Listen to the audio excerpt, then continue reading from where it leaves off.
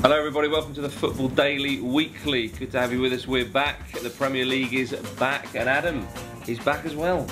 Good to have you here, Adam. We're a man down, of course, but that's fine. We just need the two of us this week to get us kick-started for the new season. What are the 5 things that we learned from the weekend's footballing action? Let's start with Manchester United. That we learned that they are still a bit on the poor side. Yeah, I think Louis van Gaal's got his work cut out, hasn't he? I think. But it is the first game of the season, and we don't want to get carried away. Yeah, I mean, you can't read too much into it. I think you look at this time last season, David Moyes was in charge of the club. He won 4-1 at the Liberty Stadium. It all looked rosy, and we all know how that turned out. So I think you can't read too much into it, but it was probably already obvious to him, but it's probably even more obvious now and to all of us that they need to make at least sort of 3 or 4 big signings. I think Swansea made him look very ordinary on Saturday. I mean, the 3-5-2 didn't look great. Even when they switched to the 4-4-1-1, they looked better, but I think, the philosophy is almost irrelevant when United clearly don't have the players they don't have the strength there, they don't have the squad, basically. I think they need to make a few big signings. I mean, it's easier said than done, obviously. They're obviously trying to sign a new centre-back because Rio Ferdinand went, Nemanja Vidic, Patrick Evra, a lot of experience has left the team. They tried to get Hummels, didn't really work out. Yeah. They went for Vermaelen, who of course went to Barcelona for 15 million.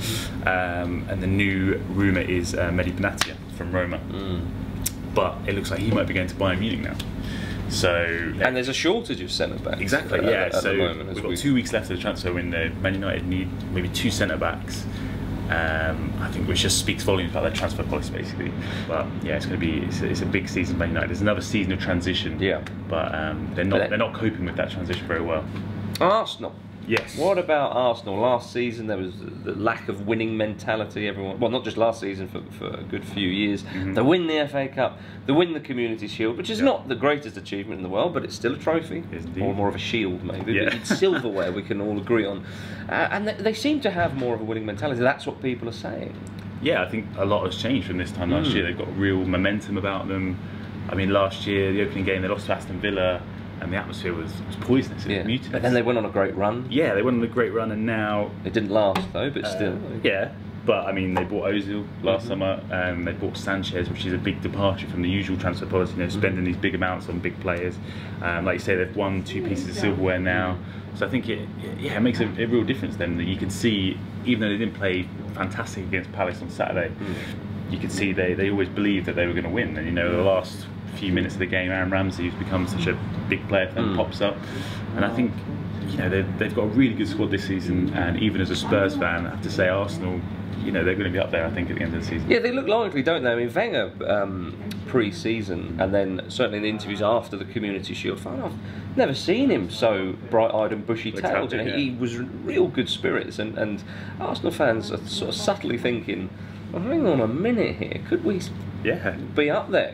What about Liverpool? They obviously sold Luis Suarez, they won on the weekend. Do they look like they're missing him? They didn't really on Sunday there. I think they picked up where they left off last season. Very attacking football, very fast, very fluid. Again, as with all these sort of title challenges, it wasn't their best game. But yeah, I think they got the new SAS, if I'm saying it, which is Sturridge and Sterling. Yes. So who needs Suarez? But I mean, they're 2 of their great performers from last season. Yeah, definitely. And they've carried that form into the first game of this season, which is very encouraging as well. They've strengthened well in the summer. They've added depth to their squad, really, which is important when they're trying to contest on 2 fronts. So I think looking at them on Sunday, I think they look well equipped to finish in the top 4. I mean, their new signings are good. Lovren looks solid at the back. Yeah. Obviously, defence was their big weakness last season. Manquillo, who they've got for 2 seasons now on loan, he looked really solid, very accomplished. They've got Alberto Moreno to come in as well. What about Ricky Lambert? It's a good signing, really, because people were often saying about Liverpool that they didn't have that plan B. Exactly. And Lambert is better than a plan B, but he certainly gives them another option going forward, because Sturridge is not your archetypal traditional number 9. He likes to drift wide a bit. He's got quite a lot to his game, Sturridge, but if you do want the target man up front, then Lambert is your man for that. 100%. I think his signing has been questioned by a lot of people, including on our transfer review last week, but when he came on, Liverpool looked more likely to score. He added a different dimension to their game. They had 2 up top from then on, and they always look more likely to score. So I think he's a shrewd signing. Like you say, he gives them that plan B. He gives them something different. What about the champions Manchester City? We learned that they're not giving it up easily. Yeah. Away to Newcastle, which is a tricky place to go, despite their poor form at the end of last season. Yep. And Newcastle were unlucky, actually. They did have a few efforts, but Manchester City, they came through, and Dzeko looked brilliant, didn't he? Yeah, I think... great assist for the Aguero goal. Yeah, it's great. Nice back heel. I think it just showed the gulf, basically, between the two teams. Obviously, Man City have got far more resources, and the quality of player they have is just incredible. So, you know, again, like I was saying, all these title challenges, they didn't play fantastic, but they did what they needed to do. And I think the most important signings Man City have made this summer, they haven't really made a marquee signing, but they've signed all their really important players. They've tied them down to new contracts. So Aguero, Company, Dzeko, most recently, you know, David Silva. They're all on big new contracts now. So the spine of their team is committed for the future, and I think they looked pretty good. I think, you know, they have to be favourites to retain the title. Chelsea, of course, are my pick for the title. But I think, yeah, City, the squad's incredible. What about your beloved Tottenham Hotspur, Adam? Did we learn that they've got a bit of backbone? I think we did. I think... came through a difficult game. They were down to 10 men. Yeah. And their new boy, Eric Dyer. I think we're going Dyer, aren't we? That's what the commentators... Dyer, it was Dyer or Dyer, but we'll say Dyer, what the commentators were saying, got the winner. Yeah, so we got beaten 3 times by West Ham last season, so it was nice to actually beat them.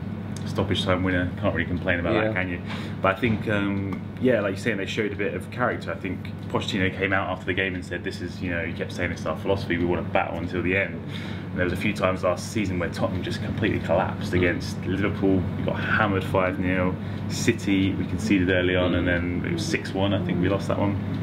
So I think it was encouraging in that we went down to 10 men, but, you know, we never looked like we weren't trying to win the game or trying to get something out of it. So I think it was positive in that respect. There's all these players from last season like Lamela, Paulinho, Soldado, these sort of players who are yet to show what they can do really. So I think if they can show what they can do this season, I think we could have a decent year. I think I'd settle for a season of solid, steady progress under Pochettino. That's what I'd like to see. Yeah. I think, you know, give the manager time and see what he can do basically, because it's been a bit chaotic. Well, it has been very chaotic, and those players, as you say, didn't really have a chance to bed in so well. They're under AVB and then they're under Sherwood. Whereas now Pochettino's there, he must be quite excited to have a manager like him who was excellent last season in the Premier League. Yeah, I think, like you say, look at what Southampton did last year. You've got a very disciplined team. You know, he was playing a high pressing game, very intense. So it'll be which is what Spurs fans like, don't they? They like the high tempo, quick passing. I think it'll be interesting to see if he can transfer that to Spurs, which is a bigger club. You know, players with bigger egos, perhaps. But I think, yeah, it's exciting. But I'm not getting my hopes up too much. I don't think Spurs are going to finish in the top 4. I think the best we can hope for is sort of 5th or 6th, maybe something like that. But above Man United, yeah, maybe above Man United. But I mean, that's encouraging. You want. Take that 5th, 6th place, build on that for the next season and the next season. More positive than negative, I would say. You've got Pochettino in charge, okay. So a reason to be optimistic down at White Hart Lane. Thanks very much for watching, everybody. Get your comments in below. Tell us what you thought about the weekend's action, and we'll see you next time.